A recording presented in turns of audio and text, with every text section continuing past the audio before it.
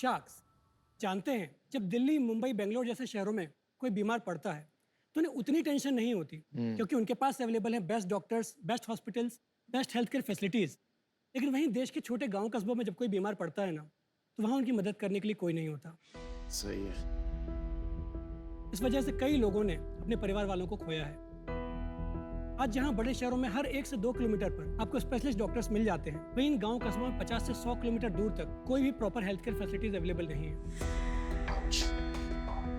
इस सब के चलते हर साल हमारे देश में 24 लाख लोगों की जान प्रिवेंटेबल हेल्थ केयर कंडीशन से चली जाती है।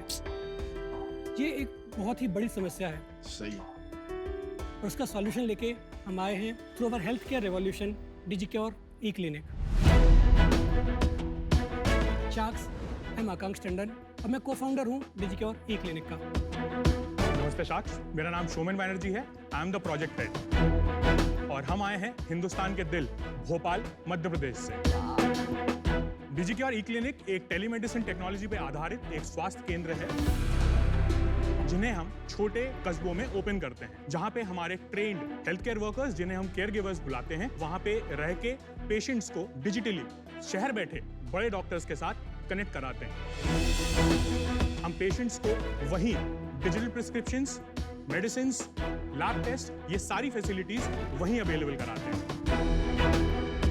इसी के साथ हम पेशेंट्स को एक सब्सक्रिप्शन भी और प्रोवाइड कराते हैं जिसका नाम है सक्षम कार्ड।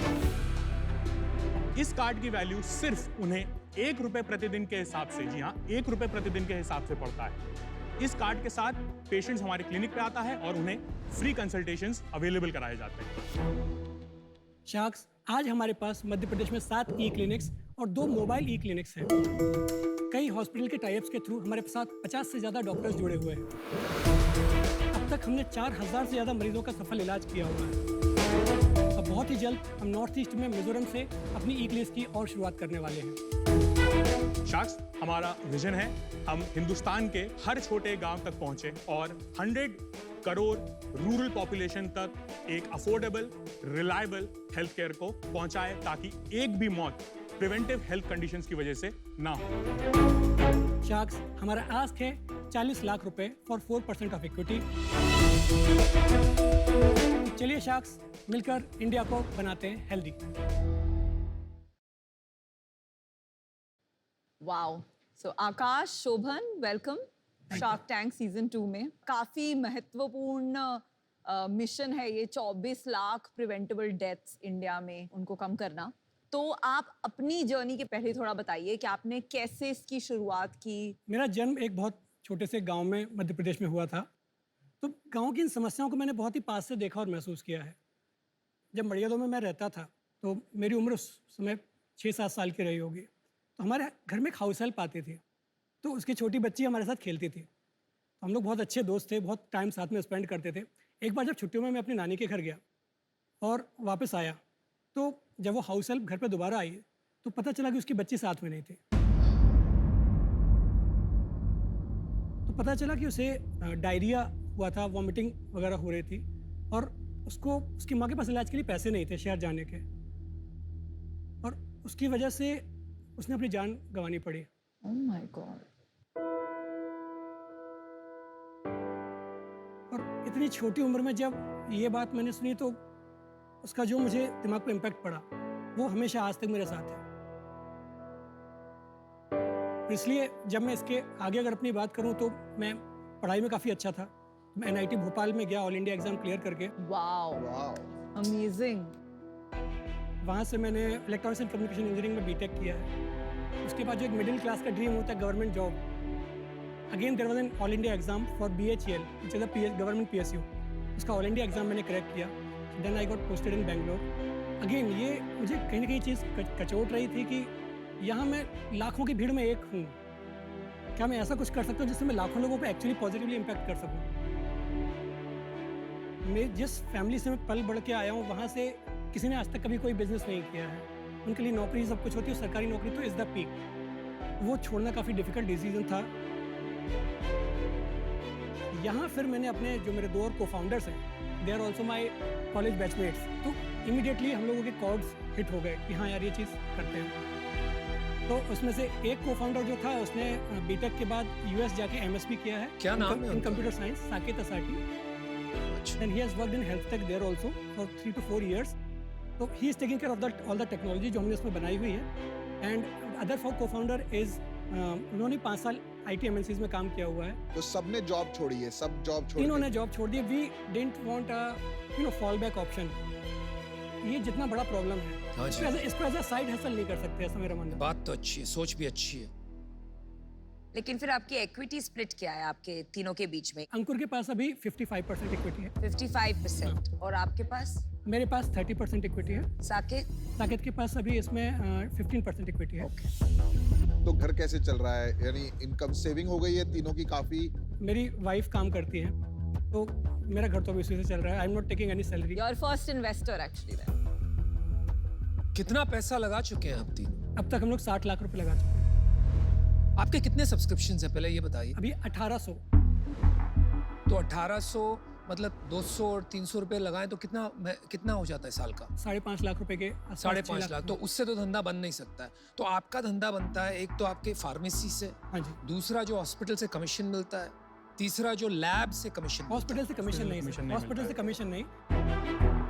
कि कंसल्टेशन के बदले they get patients from our e clinics, and जो हमको अलग से सर्विसेज दे रहे हैं उनकी मार्केटिंग एक्टिविटीज कराने की, कैंप अरेंज कराने के लिए, उसके लिए we charge them around 1.5 to 2 lakh rupees.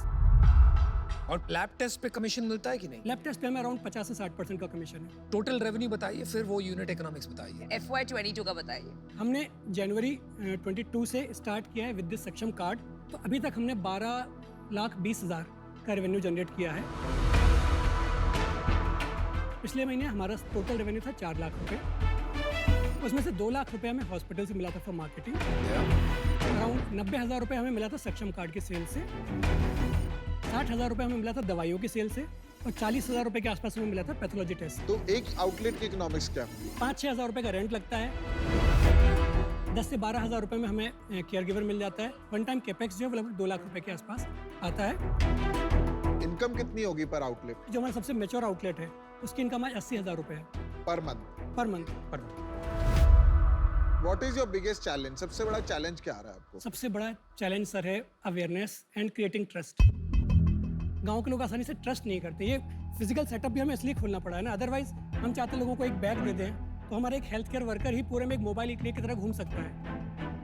अभी हॉस्पिटल्स आपको डॉक्टर्स का चार्ज नहीं करते इस भरोसे पे कि उनको लीड मिल जाएगी जिससे उनको बिजनेस मिल जाएगा। हाँ। Eventually it will drive wrong behaviour. हाँ। वो डॉक्टर के ऊपर प्रेशर बनाएगा हॉस्पिटल की, भाई तू लेके आ किसी को यहाँ पे, मेरा तो निकल ही नहीं रहा है।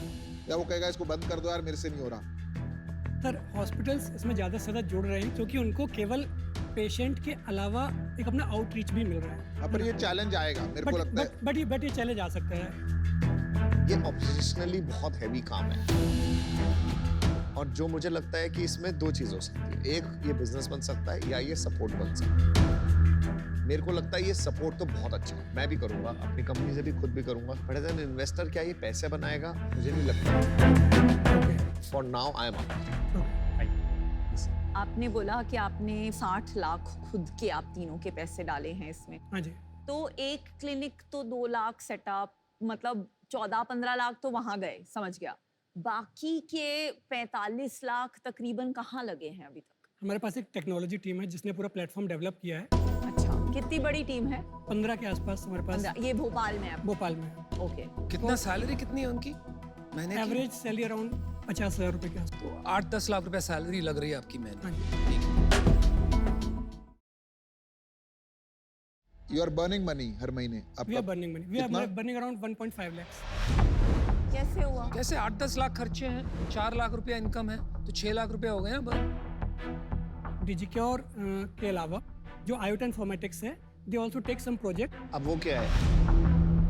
अभी यार ये आपकी ये जो क्या है? 10 लोग हैं वो औरों के लिए भी आईटी कंपनी काम करती हाँ जी। वो कंपनी में शेयर होल्डिंग किसकी है भाई? सेम तीनों को फाउंडर ही है। उसका रेवेन्यू क्या है? 5 लाख रुपए के आसपास। आपके सारे आंकड़े जोड़ लिए मैंने, कहीं से भी मुझे राह नहीं दिख रही है बिजनेस बनने की। लेकिन अगर भरोसा बनेगा तो शायद बिजनेस का भी एक दिशा मिल जाए। तो इसीलिए मैं पूछना चाह रहा था कि आप क्या कर रहे हैं इस दिशा में? सर भरोसा बिल्ड करने के लिए वहाँ पे लोकल कम्युनिटी बिल्ड कर रहे हैं। वहाँ जो स्कूल्स होते हैं, वहाँ के जो सरपंच होते हैं, उनके थ्रू हम मिलकर वहाँ पे कैंप्स ऑर्गेनाइज करते हैं। जिस क्लिनिक पे हमारा 1 पेशेंट आता था दिन में, आज वहाँ 8 पेशेंट आ रहे हैं। तो भरोसा धीरे धीरे बिल्ड, और हेल्थ केयर में बहुत टाइम लग जाएगा। अच्छा चलिए, मैं और विनीता आपको एक ऑफर देती हूँ। वाह, आपका जो ये ई क्लिनिक बिजनेस है, इसको स्केल करना, पैसे बनाना बहुत मुश्किल है। हाँ जी, सेकेंडली, हमारा ऑफर इज कंडीशनल कि आपकी जो आईटी कंपनी है उसको आपको मर्ज करना होगा, because you can't have the same founders in 2 companies. Okay, हमें कॉज बहुत पसंद आया yes, and we like you. आपने 1000 लोगों के विलेज में प्रॉब्लम खुद फेस की है, तो आप पे हम बेट ले रहे हैं। पर आपका रेवेन्यू है 4 lakhs a month, as good as pre-revenue. तो it's a steep offer, 40 lakhs for 20%. देखो, मेरे को अपना बहुत जेन्युइन लगे। इसमें पैसा बनाना बहुत इजी नहीं है। This will require good investment and it will take time. तो मेरा ये कंडीशन है कि वो IT business has to merge here.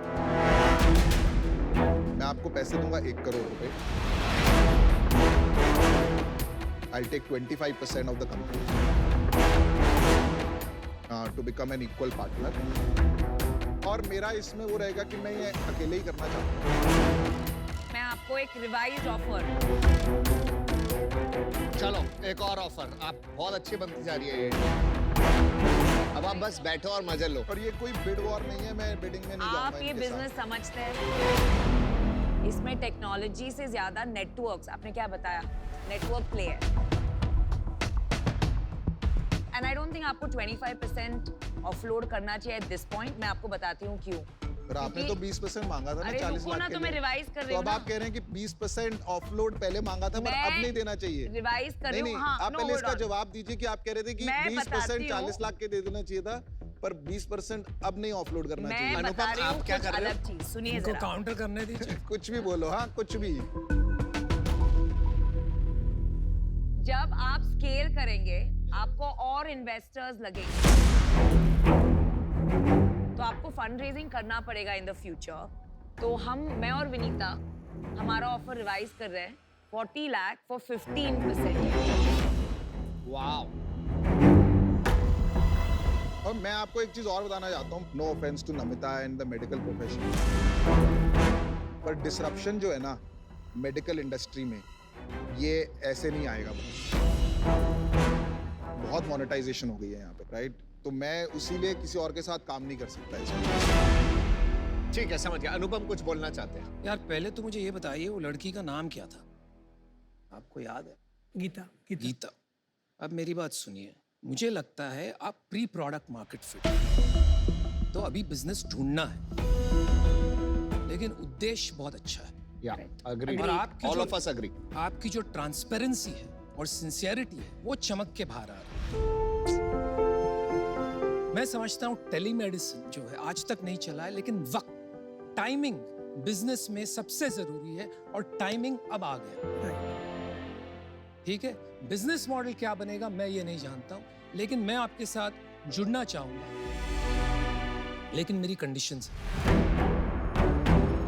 एक है आईटी सर्विसेज कंपनी को मर्ज करना पड़ेगा और वो काम जारी रखना पड़ेगा। दूसरा है कि क्लिनिक्स और नहीं बढ़ाएंगे। जिस दिन प्रोडक्ट मार्केट फिट हो गया, पैसा रेज करेंगे, वो मैं मदद करूंगा और फिर क्लिनिक्स बढ़ाएंगे। तीसरा कंडीशन हो गया, ये सारे नाम छोड़ के आपको इसका नाम रखना पड़ेगा गीता।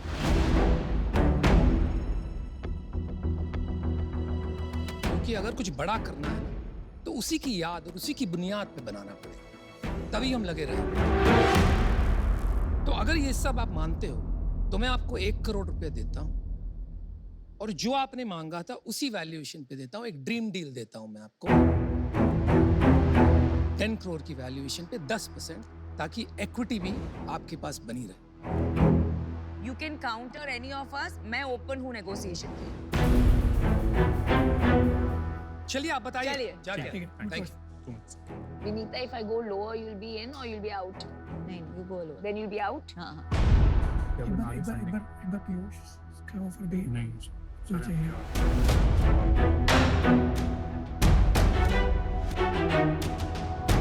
बहुत ही बढ़िया रोमांचक मैं आपके हाथ खुल गए क्या वैसे ये क्या है enjoy ये? कर रहे हैं?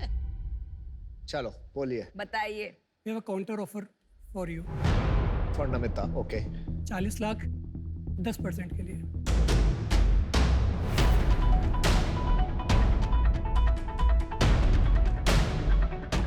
चलो, you know what? मुझे आपके साथ विनीता out है। negotiate नहीं कर. Vinita out Vinita's out. आप काम ही नहीं समझ पाए हो यार मुझे आपके ये साथ technology negotiate का करना एक है. एक second I accept your deal. Thank you बहुत बड़ी गलती है बिल्कुल is not गलती going नहीं to है. disrupt life. ये मालूम है क्या है? मालूम है क्या है? telling you. खट्टे अंगूर. You know the business. I know the business. Network no is what you boss भाई एक this काम is a कर देना great call. एक काम कर देना प्लीज नाम गीता क्लिनिक्स रख दो बिल्कुल नहीं. ये रखो. दिल से गीता को याद करेंगे. ठीक है? We'll make this big. We'll make it. चलिए Very best of good. luck. Very good.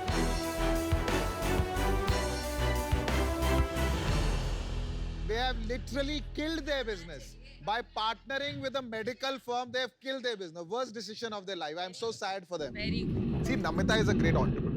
क्या है जब आप किसी चीज को डिसरप्ट करना चाहते हैं, ये एक प्रॉब्लम है जो सालों से सॉल्व नहीं हुई है, तो आपको एक नॉन लीनियर थिंकिंग चाहिए. वो ट्रेडिशनल चक्कर में पहुंच गए अभी आप ट्रेडिशनल चक्कर में जाओगे तो वही इंसेंटिव का चक्कर है डॉक्टर्स को इंसेंटिव दो हॉस्पिटल्स को इंसेंटिव दो फिर आप गरीबों की सेवा कैसे करोगे एक वजह से अच्छा ही हुआ कि मेरी डील नहीं एक्सेप्ट हुई बिकॉज उनको समझ नहीं आ रही